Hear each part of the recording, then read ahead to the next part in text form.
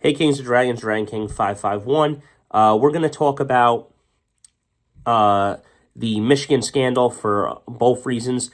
And I want to give my takes about this for everything that's going on. So, first off, there are a couple things that need to be addressed.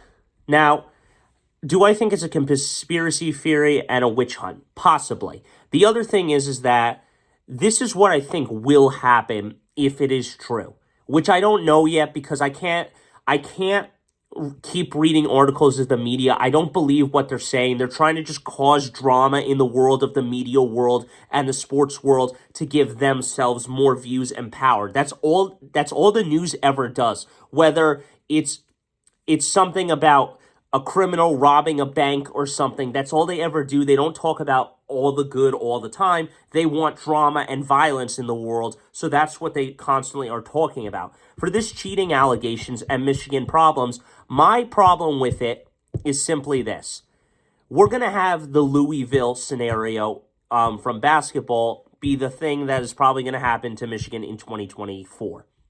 In 2013, the Louisville Cardinals, I believe, are their name, I believe that's their name, I don't even know, went to the national championship, faced Michigan in the basketball national championship in 2013 for March Madness, won the championship, and then a couple years later or something, that championship had an asterisk next to it, and their championship was revoked. Now, it never went to Michigan as the runner-ups and stuff. That's not what happened. Their championship was revoked by the NCAA, and the investigation was that they cheated somehow in some way. There was other allegations saying that they had strippers in their locker room or something, which was illegal for the students or something, which was weird. I don't know if that one was true. That's what I heard from another source. But that is basically what will happen to Michigan. They will go 12-0 for the season, win the Big Ten championship, 13-0, go 14 and then 15-0, win the national championship, and then there will be an asterisk, and they will remove their championship from them. That's what the NCAA will do as a team.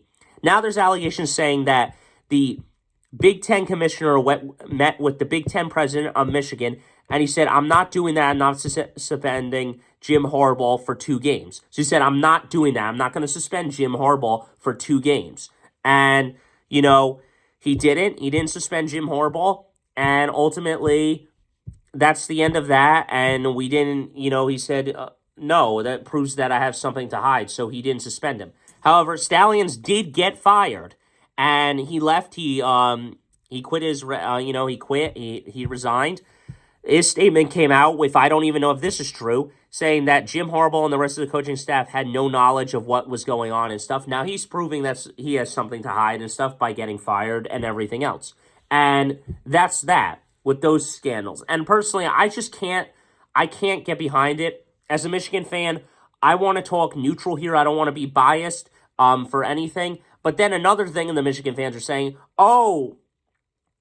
they just hate that we started getting good in the last 3 years and becoming a superstar football team. They're just mad that as soon as we got good. And I say, okay, fine, go ahead, say that as well. But I think it is some of a witch hunt type concept here because I can't just keep reading these articles and nonsense. Now there's another statement coming out that Ohio State Ryan Day and his brother, who is a private investigator, Ryan Day's brother, is the person with his investigation team hacked into the Michigan network or something to figure out the scandal and tried to figure out what was going on there and tried to hack in. Now, if that is the case, Ohio State will also face penalty against them because that is what they did.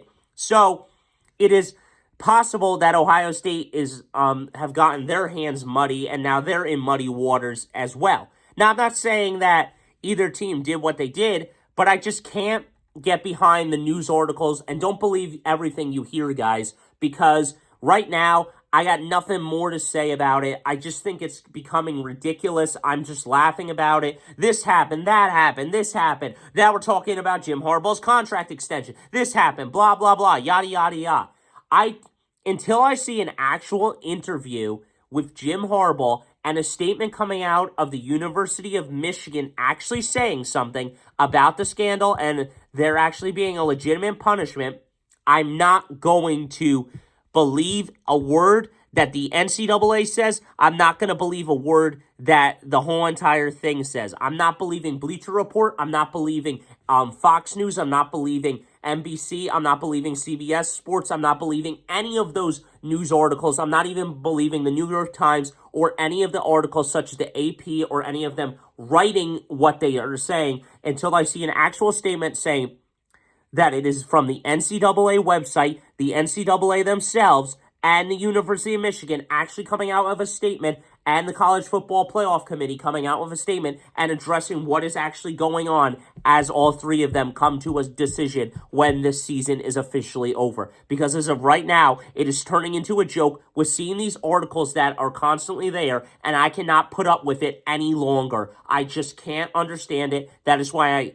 I am shutting myself down from it. I am trying to ignore it. I am cleaning my hands from it, cleaning myself from it, because I don't even want to be talking about it, but I want to address it for the most part. So that's all I got for you guys. Until next time, I'll see you in the next one. And as I always say, don't forget to stay radical. Go blue. We'll see what happens. And ultimately, I just think it's turning into a joke.